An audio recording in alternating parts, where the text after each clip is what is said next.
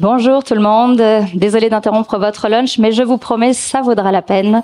Une conversation très intéressante sur la thématique évidemment de l'énergie. Alors, Monsieur Réaume, merci d'être avec nous. Hydro-Québec a été au cœur de l'actualité, plus particulièrement cette année. Alors, évidemment, on a entendu beaucoup les départs à la haute direction. Il y a eu des coupures d'électricité avec le verglas. Et le gouvernement s'est vraiment emparé du sujet. Il y a vraiment un engouement du côté du ministère. Il y a même une consultation sur le sujet. Et en parallèle, malheureusement, on l'a vu, il y a des feux de forêt qui nous rappellent l'importance d'accélérer la décarbonation de notre économie et la transition énergétique. Alors, on a beaucoup de chance de vous avoir pour discuter de planification et de production d'électricité. Est-ce que je peux prendre quelques minutes pour vous introduire? Avec plaisir, ravi d'être ici. Merci. Monsieur Réaume, vous êtes vice-président planification intégrée des besoins énergétiques et des risques depuis 2022. Vous avez pour mandat d'anticiper les besoins en électricité d'Hydro-Québec dans le contexte de la transition énergétique et d'allouer le capital financier de façon optimale. Auparavant, vous avez travaillé chez Énergir, où vous avez participé au développement du marché du gaz naturel renouvelable, ainsi qu'à la mise en place du marché du carbone au Québec. Donc, une vaste feuille de route. On a bien hâte de vous entendre. La première question que j'aimerais aborder avec vous, et c'est un petit peu, je me fais l'écho de ce que beaucoup de Québécois pensent.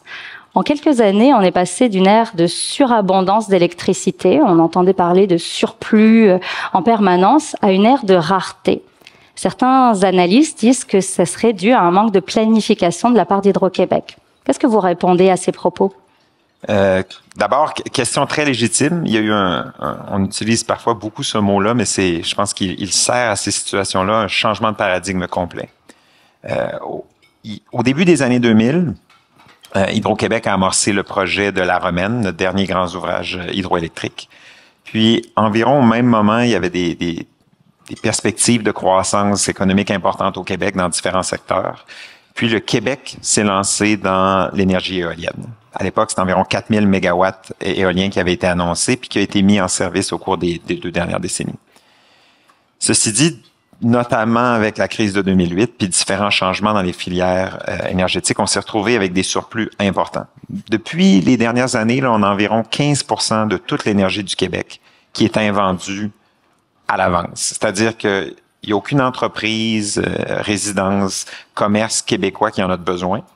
Puis même les marchés autour de nous, puis on dit qu'il y a un engouement pour l'énergie renouvelable, mais il n'y a personne, que ce soit à travers l'Atlantique, l'Ontario, Nouvelle-Angleterre, New York, qui était prêt à contracter ces 30 TWh d'énergie. Donc 15% des approvisionnements du Québec. Puis là, il s'est passé 3 choses. Un, il y a une matérialisation des politiques de décarbonation dans les entreprises d'énergie. Donc, il y a des joueurs aux États-Unis notamment, on a annoncé le Massachusetts puis New York, qui ont signé des ententes fermes. Deuxièmement, il y a une accélération importante de la demande énergétique au Québec à cause de l'électrification. Les véhicules, c'est réel, mais aussi dans les entreprises, des équipements qui étaient au mazout ou même parfois au gaz naturel, quand ils arrivent en fin de vie, il y a des technologies électriques qui existent, puis dans certains cas, ces entreprises vont vers ça. Donc, augmentation de la demande. Puis le dernier, le ministre en a parlé hier, un engouement sans précédent de clients énergivores, des entreprises qui cherchent de l'énergie abordable et renouvelable. Donc, alors qu'on avait cessé de faire croire de façon importante la taille du système parce qu'on était en surplus important, on a vraiment là, les 3 éléments, la demande locale, les nouveaux investissements au Québec et les marchés voisins qui, en même temps, créent une pression importante qui vient vraiment changer notre équilibre. Je me permets un petit commentaire. Donc, on est encore aujourd'hui en surplus important. La raison pourquoi on pense qu'on le planifie, c'est on en parle. On communique l'information qu'au cours de la prochaine décennie, on va passer d'un état de surplus à une rareté et donc il faut développer des infrastructures puis mettre en place des programmes, notamment l'efficacité énergétique, pour compenser cette tendance-là. Et justement, pour accroître cette offre-là, le Premier ministre veut accroître la production de 50%. C'est un demi-Hydro-Québec. C'est ambitieux. Est-ce que c'est réaliste? Comment vous allez y arriver? Mais c'est un chiffre qui provient de notre propre plan stratégique. Donc, déjà, nous, on est très à l'aise avec ce chiffre. Vous êtes rassurés au moins, vous savez que ça vient de quelque part. Il l'a pris de la bonne source. Donc, le demi-Hydro-Québec, c'est que dans notre plan stratégique, on a dit plus de 100 TWh. C'est ce qui était anticipé pour atteindre les cibles de décarbonation. On va pas y arriver demain. Aujourd'hui, on communique 4 grands axes. Le premier, le plus important, c'est l'efficacité énergétique. On le reconnaît. Hydro-Québec n'a pas mis de l'avant l'efficacité énergétique au maximum dans la dernière décennie. C'est normal, on était en surplus important. Le business case d'aller de l'avant avec des stratégies agressives d'efficacité énergétique était moins là, mais il faut pas attendre là d'en manquer pour les mettre de l'avant. Donc, dès aujourd'hui, malgré les surplus encore importants, il faut accélérer significativement l'efficacité énergétique. C'est à peu près triplé, là. Il y a pas longtemps, on parlait de 8 TWh, puis actuellement, on travaille sur un plan de 25 TWh. Puis pour donner des comparaisons, c'est peut-être 3 fois le complexe de la Romaine, de ce qu'on veut faire à la place en efficacité énergétique. Le deuxième, éolien. Aujourd'hui, énergie pour énergie, l'électron, c'est la solution la plus compétitive au Québec. Donc, il faut avoir une stratégie agressive de développement de la filière éolienne. On a les mêmes chiffres, même ordre de grandeur que ce que le ministre a dit hier, peut-être tripler la quantité d'éoliennes installées au Québec en matière de mégawatts. Le troisième, investir dans nos centrales existantes. On a 2000 mégawatts, on pense, de puissance supplémentaire qu'on est capable de faire avec nos ouvrages existants. On prend pas de nouvelles rivières, c'est vraiment de se donner de la flexibilité. Donc, comme faire une rénovation dans sa maison, on met les adolescents dans le sous-sol au lieu de se payer une plus grosse maison. Gestion efficace de nos ressources. Puis le dernier, on regarde aussi pour le développement de nouvelles infrastructures. On a annoncé une étude préliminaire pour la rivière du Petit-Mécatina sur la Côte-Nord. Donc, il faut regarder les options, autant donc nouvelle infrastructure, efficacité, structure existante pour trouver la façon optimale d'y arriver. Vous l'avez dit, on vient de signer des contrats importants avec New York notamment. Dans un moment où on essaye justement d'augmenter notre propre capacité, est-ce qu'on ne devrait pas juste simplement commencer à arrêter d'exporter vers nos États voisins américains? Je dirais que le rôle d'Hydro-Québec, il est multiple. Donc, il y a le rôle de rendre l'énergie disponible pour les Québécois. Il est essentiel, c'est le métier de base. En même temps, l'enrichissement collectif pour contribuer aux programmes sociaux, ça fait partie du rôle d'Hydro-Québec. Donc, là, ce qu'on a, c'est des marchés autour qui sont prêts à payer des primes importantes par rapport à la valeur de l'énergie au Québec, donc qui aident à accroître la richesse du Québec. La deuxième chose que ça va permettre, ce qu'on voit s'en venir, c'est que les marchés autour de nous, ils n'ont pas les mêmes capacités d'entreposer l'énergie. Une des caractéristiques les plus spécifiques à l'énergie, c'est que ça se stocke très mal. Oui, un jour, il y aura des batteries, mais on peut stocker quelques heures d'énergie. Stocker un hiver d'énergie, c'est pas réaliste, puis il y a personne qui prévoit que ça va arriver. Il y a une seule vraie façon de stocker l'énergie, c'est quand tu as de l'hydro, tu peux stocker l'eau. Officiellement, c'est pas encore un électron, mais en stockant l'eau, tu repousses au moment où tu auras beaucoup de demandes, le moment où tu vas turbiner l'eau pour produire ton électron. Donc, nous, au Québec, on a des capacités de réservoir disproportionnées, grandes par rapport au reste du marché. Puis ce qu'on voit, c'est que les marchés partout autour de nous, ils s'ajoutent de l'éolien puis du solaire. Donc, ils vont arriver dans des périodes de la journée ou de l'année où ils ont plus de production que leur consommation. Ils vont être en surplus. Nous, ce qu'on pourrait faire au Québec à ce moment-là, c'est de réduire notre propre production, conserver notre eau, puis acheter leur électricité excédentaire. Et dans les périodes de faible production et de forte consommation chez eux, faire l'inverse, turbiner plus d'eau et leur revendre. Pour faire ça, ça prend des lignes de transport. Le défi actuellement en Amérique du Nord pour atteindre les cibles de décarbonation, c'est la faiblesse du réseau du transport. On a besoin que si au Midwest, ils vendent beaucoup, puis pendant ce temps-là, ils vendent pas sa côte ouest, qu'il y ait une ligne de transport qui permette de vendre les excédents d'énergie éolienne du centre vers l'ouest et de renverser ça lorsque les régimes de vent changent. Le Québec a toujours été très indépendant sur le plan énergétique en électricité. Donc, on est beaucoup moins bien maillé, par exemple, qu'en Europe en matière de lignes de transport. Donc, on a besoin de ces nouveaux contrats-là pour mettre en place des nouvelles lignes de transport pour que dans les prochaines décennies, le prochain siècle, on soit capable de mieux échanger de l'énergie renouvelable entre nos marchés. Justement, énergie renouvelable, vous avez parlé de l'importance de l'éolien. Monsieur Fitzgibbon, lui, s'est dit récemment très favorable au secteur privé pour la production de l'énergie éolienne. Est-ce que vous pouvez nous rappeler, peut-être que tout le monde n'est pas aussi familier avec le secteur de l'énergie au Québec, quel est le rôle du privé par rapport à votre société d'État? Et aussi, est-ce que Hydro-Québec a déjà envisagé de produire sa propre électricité éolienne? Avec plaisir. Donc déjà, pour ceux qui n'étaient pas là hier, le ministre a été très explicite là-dessus, ce qui est rassurant pour nous. Donc, il n'y a pas de plan de privatiser Hydro-Québec. L'entité reste publique, a été très clair là-dessus, ça fait pas partie des projets.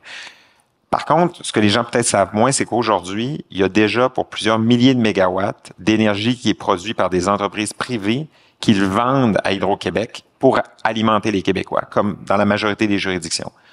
On a le monopole, je vais dire ça ainsi, de produire des ouvrages hydroélectriques de plus de 50 mégawatts. Donc, des petites centrales, ça peut être des entreprises privées qui le font. L'éolien, on pourrait le faire, d'autres le font. On n'a pas aujourd'hui une grande expertise dans ce développement-là. C'est-à-dire que si on veut développer un parc éolien, il y a des relevés de vent à faire, il y a tout un planifier les infrastructures civiles. Cette planification-là, à travers les dernières décennies, c'est pas quelque chose que Hydro-Québec a investi énormément d'efforts. On a continué de spécialiser dans l'hydroélectricité, puis ça pourrait être la même chose dans les parcs solaires, par exemple. On est propriétaire de 2 parcs solaires actuellement qui servent à alimenter le Québec. C'est de petite taille. Est-ce que dans les prochaines décennies, à mesure que des technologies comme le solaire vont faire partie du mix québécois, est-ce que Hydro-Québec va développer ses propres parcs? C'est pas fermé, mais s'il y a une expertise externe qui peut vendre de l'énergie à prix compétitif au Québec, on trouve que c'est gagnant-gagnant pour le Québec, donc on n'est pas opposé à ces situations-là. On le voit, l'accélération de la technologie fait que c'est de moins en moins cher. Elles sont de plus en plus accessibles, ces énergies renouvelables. Est-ce que vous pouvez nous parler un petit peu du rôle de l'innovation, de la technologie, pour nous aider à relever le défi de la transition? Oui. Il y a 1 an ou 2, je vais commencer par l'hydrogène. Il y avait beaucoup de discussions autour de l'hydrogène. Faut savoir, quand on dit souvent le but, c'est pas d'électrifier, le but, c'est de décarboner. L'électrification, c'est souvent un bon moyen. On a un véhicule à combustion essence, on l'électrifie, c'est très efficace, ça fonctionne bien. Il y a des types d'usages qu'aujourd'hui, électrifier, c'est pas réaliste. Puis même lorsqu'on regarde une trajectoire à moyen long terme, les technologies électriques apparaissent pas vraiment être la solution. Donc, on sait qu'il va y avoir une place pour l'hydrogène vert dans le mix énergétique à long terme. À court terme, Hydro-Québec, on a, je dirais, un peu décidé de réduire nos ambitions sur cette technologie-là parce que c'est très énergivore. Il faut beaucoup d'électricité pour produire de l'hydrogène vert. Pour ensuite décarboner, on pense pas que c'est une mauvaise technologie, simplement, c'est pas celle qu'on priorise. À court terme, les technologies qu'on priorise tournent beaucoup autour de la gestion de pointe. On a annoncé il y a, je dirais, 2-3 ans, la filiale ILO, qui vise à optimiser la consommation dans les périodes de pointe. Au Québec, 50% à peu près de ce qu'on consomme est l'hiver en pointe dû au chauffage. Au même moment, vous avez votre chauffe-eau qui fonctionne. Dans certains cas, vous avez votre véhicule électrique qui est à 90% plein déjà, mais il continue de charger pendant une période de pointe, alors qu'idéalement, il cesserait de charger, puis peut-être même un jour, il renverrait de l'électricité vers le système. Donc, les technologies derrière le compteur, je vous dirais pour la prochaine décennie, là, ça va vraiment être l'âge d'or de ce déploiement-là. Puis au Québec, dernier point, on ne voit pas encore les panneaux solaires décentralisés, là, ceux que vous mettez sur votre maison, votre garage. Mais au cours de la prochaine décennie, on va arriver au point où même au Québec, avec nos prix d'électricité puis nos heures d'ensoleillement plus faibles qu'en Californie, par exemple, ça va devenir économique pour les gens de le faire. Donc, au cours de la prochaine décennie, il va falloir développer des programmes pour favoriser l'implantation aussi de ces technologies-là, parce que ça va être de l'énergie qui va fonctionner dans notre mix énergétique. Le gouvernement a affirmé qu'il voulait qu'on devienne le premier État carboneutre en Amérique du Nord. On a dit on manque pas d'ambition, c'est bien. En parallèle, on sait qu'il y a des entreprises qui sont attirées par l'énergie déjà verte au Québec, surtout les plus énergivores. Alors comment on peut réussir cette course à la carboneutralité tout en satisfaisant une demande qui, on le sait, va ne faire qu'augmenter et sans refuser des projets intéressants pour le Québec, créateur de richesses? 2 angles à la réponse. La première, c'est le Québec aujourd'hui a 2 longueurs d'avance par rapport à la concurrence. D'abord, on est plus électrifié qu'ailleurs, notamment bâtiments, si vous allez chez vos amis en Ontario, probablement qui chauffent au gaz naturel, par exemple. Il y a des marchés où le gaz est beaucoup plus présent, ou même l'huile à chauffage est très, très présent dans certains marchés. Donc, au Québec, on a déjà électrifié plus que les autres. Premier point. Puis notre électricité est plus renouvelable qu'ailleurs. On est à 99,7% renouvelable dans notre mix énergétique. Donc, si vous vous comparez à une autre juridiction, déjà, ils vont devoir accroître leur production électrique pour répondre à l'électrification et ils vont devoir trouver une façon de décarboner leur production électrique. Donc, 2 coups d'avance qu'on a. Selon nous, ça nous place en excellente position pour être, en effet, la première juridiction zéro carbone. La question, c'est la vitesse à laquelle on veut y arriver, puis comment on veut équilibrer la décarbonation d'une activité existante versus l'enrichissement collectif à travers des nouvelles activités. Puis suite à beaucoup de discussions au cours des 2 dernières années avec le gouvernement du Québec, le gouvernement a déposé son projet de loi 2 qui a été adopté, qui essentiellement vient dire c'est davantage au gouvernement qu'à Hydro-Québec de prioriser. On dit souvent, nous, c'est pas à Hydro-Québec de décider comment l'électricité du Québec va être allouée. Nous, on est là pour desservir. Donc, ce qui a été mis en place, essentiellement, c'est un groupe d'analyse. Nous, on a un intrant donné, c'est-à-dire, quand une nouvelle implantation veut s'installer au Québec, voici les impacts sur le réseau, voici combien ça coûte, voici le temps que ça va prendre. Mais après ça, il y a plusieurs valeurs que ces projets-là peuvent générer, développement économique, décarbonation, implication dans la communauté. Puis c'est le gouvernement qui va faire cette classification-là. Donc, évidemment, à chaque fois qu'on prend un usage qui n'existait pas au Québec, puis qu'on l'amène ici, puis qu'on lui offre de l'énergie renouvelable, ben, c'est de l'énergie renouvelable qu'on n'a pas pour décarboner une activité existante. À contrario, dans certains cas, on peut aller décarboner une activité existante, mais ça ne crée pas nécessairement d'enrichissement. Donc, c'est vraiment le gouvernement, je vous dirais, que ce levier-là, de la vitesse à laquelle ces 2 courses-là, celle de notre enrichissement puis celle de notre décarbonation, peuvent s'intégrer les 2 ensemble. Et justement, avec ces changements-là, il y a eu de nombreux industriels qui se sont plaints du climat d'incertitude, l'augmentation prévisible d'électricité.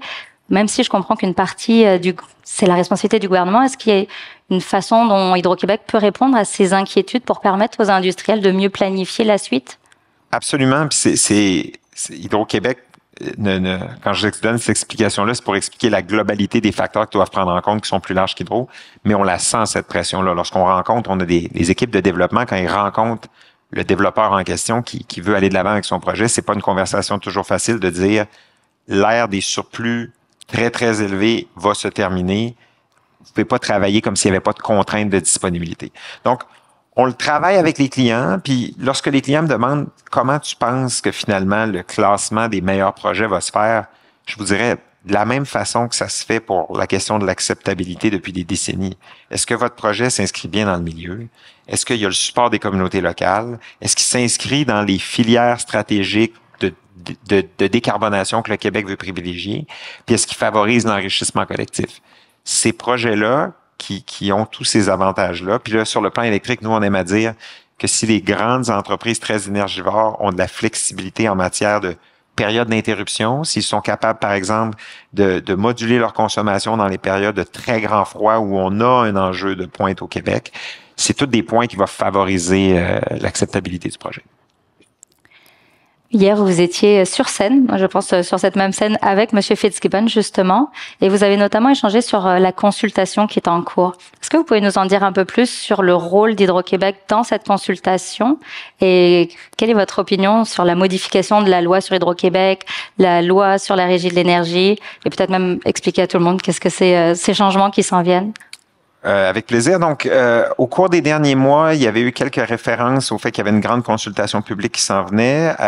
Si je me trompe pas, le 15 mai, il y a eu une première rencontre publique où Hydro-Québec, comme une partie prenante, mais des associations de groupes de consommateurs, de groupes environnementaux, de groupes d'industriels, sont venus aussi faire des représentations sur comment on doit modifier le cadre du développement et de la consommation énergétique au Québec. Je crois que pour le 1er août, les différentes parties intéressées peuvent déposer leur mémoire. Puis c'est cette consultation-là qui va mener éventuellement à une refonte législative. Du point de vue d'Hydro-Québec, c'est requis. Notre système, c'est pas qu'il ne fonctionne pas, il fonctionne. En même temps, lorsqu'on parlait du changement de paradigme, puis je vous dirais qu'on l'a vécu un peu à l'interne avec la réorganisation qui s'est faite chez Hydro, des silos distribution, transport, production. on voit le défi de développer des infrastructures au cours des prochaines décennies. Pour être capable de répondre à une demi-Hydro-Québec de plus, les gens, des fois, ils disent, ah, ça doit être bien des centrales hydroélectriques dans le Nord, mais c'est des lignes de transport, c'est des postes, c'est des investissements sur le réseau de distribution.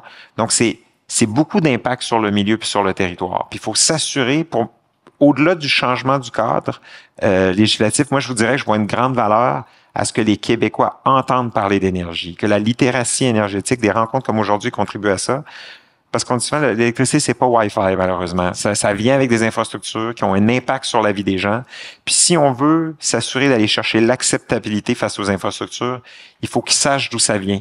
Donc, par exemple, l'efficacité énergétique, si on n'en parle pas pendant 10 ans, puis qu'on arrive avec une solution de type, on va bâtir des centrales hydroélectriques du jour au lendemain, ben les gens ont raison peut-être de se poser la question, mais avez-vous fait peut-être des alternatives qui auraient pu être faites? Donc, pour nous, c'est une opportunité de montrer l'ensemble des solutions, l'ensemble des impacts, puis de s'assurer que globalement, comme société, on est à l'aise avec les solutions qui vont être privilégiées.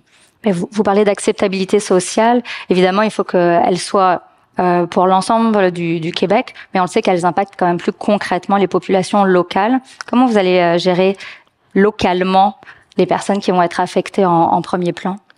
Ben, le processus qui vient à développer une infrastructure dans les communautés, puis nos infrastructures auxquelles les gens réfèrent souvent, c'est les centrales hydroélectriques, c'en est un de communication puis d'identification des impacts. Lorsqu'on arrive avec un projet, des fois les gens ils disent vous allez leur offrir combien d'argent, puis c'est pas comme ça que ça fonctionne. À la base, il faut comprendre les impacts.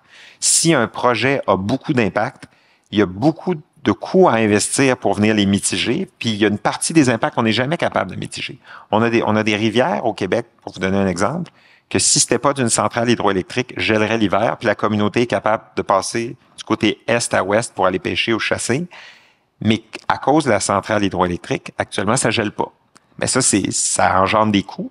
Puis je pense qu'il faut reconnaître comme société que c'est notre accès à une électricité renouvelable et abordable qui a causé cet impact-là. Donc, le coût, c'est à nous de le prendre en compte dans notre planification. Donc, vous avez raison, puis des fois, les gens ils nous disent, c'est quoi la prochaine rivière? Puis ça semble beaucoup plus approprié de commencer par le dire pour ceux qui habitent à côté de la rivière, qu'on la regarde, qu'on veut faire des évaluations, que de l'annoncer à quelqu'un qui est à 2000 km, que c'est plus par curiosité, finalement, de savoir où est-ce que ça va se passer. Donc, je vous pose pas quelle prochaine rivière va être, même par curiosité. Oh, je répondrai pas, mais là, il y a une rivière qu'on a annoncée publiquement sur laquelle on fait ce qu'on appelle une étude préliminaire. Puis dans notre phrase, c'est, on arrive avec une éprouvette, pas avec une bétonnière. On n'est pas en train de déployer quoi que ce soit comme infrastructure. On est en train de faire des relevés, valider c'est quoi l'état du lieu pour voir l'opportunité d'aller là. Un des grands titres qui a fait beaucoup la manchette, c'est quand même le départ de Sophie Brochu. Donc là, c'est officiel. Michael Sabia prend la tête d'Hydro-Québec. Selon vous, quels sont les prochains ou principaux défis de votre futur patron? Je sais pas si j'ai la même lecture que lui. Pour moi, le plus gros défi des sociétés modernes en matière de décarbonation, c'est la double acceptabilité des infrastructures versus des coûts. Pour moi, Sophie Brochu fait beaucoup de sensibiliser. À la fin des années 90 ou disons début 2000, quand les gens se sont mis à parler d'éolien, je vais dire les environnementalistes étaient pour, les gens d'affaires étaient contre. Puis le message qui a été poussé, c'est non mais c'est bon pour tout le monde, ça va créer des bonnes jobs. La décarbonation va causer des coûts. Oui, ça crée plein de choses positives, mais on peut pas laisser entendre qu'on va être capable de décarboner le Québec, décarboner l'Amérique du Nord sans un coût supplémentaire par rapport à notre système actuel. Aujourd'hui, le coût, il est environnemental. On lance le GS dans les airs, puis on essaye de pas le regarder. À mesure qu'on va vouloir affronter ce défi-là, il va y avoir une facture. Donc, la question de l'acceptabilité, de la vitesse à laquelle on déploie des infrastructures sur le terrain, mais aussi combiné à l'impact que ça a sur le prix que les ménages paient. On a plusieurs ménages au Québec qui vivent dans des résidences qui ont des très mauvaises performances énergétiques et le coût d'investir dans ces infrastructures, dans certains cas, sont locataires, donc c'est pas à eux de le faire.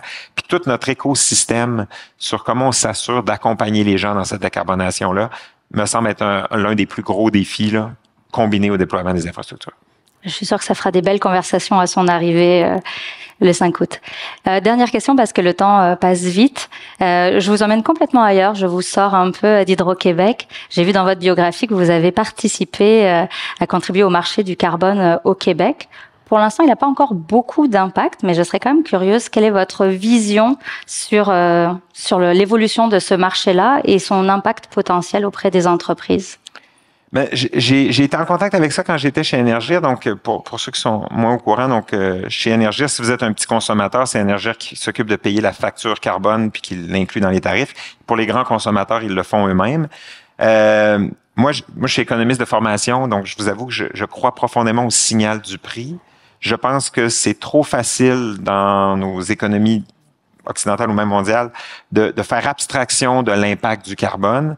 Donc, d'avoir un signal de prix, c'est d'inciter les gens, leur donner un incitatif à ce qu'ils l'adressent. Le plus le prix va être élevé, le plus les gens vont réagir. On le voit lorsque le prix à la pompe est beaucoup plus élevé. Vous allez en Europe, vous voyez des comportements énergétiques qui sont différents parce qu'il y a des signaux de prix qui sont différents en Amérique du Nord. En même temps, c'est long. Il y a un volet très social à tout ça. Donc, bien que je suis favorable à ce que la pression de prix du carbone continue de se faire sentir, faut le faire dans le respect de la capacité de payer des gens. Dans certains cas, de juste accroître la facture quand le ménage n'a pas de solution. Je veux dire, à partir du moment où il fait froid dans ton appartement, faut que tu chauffes.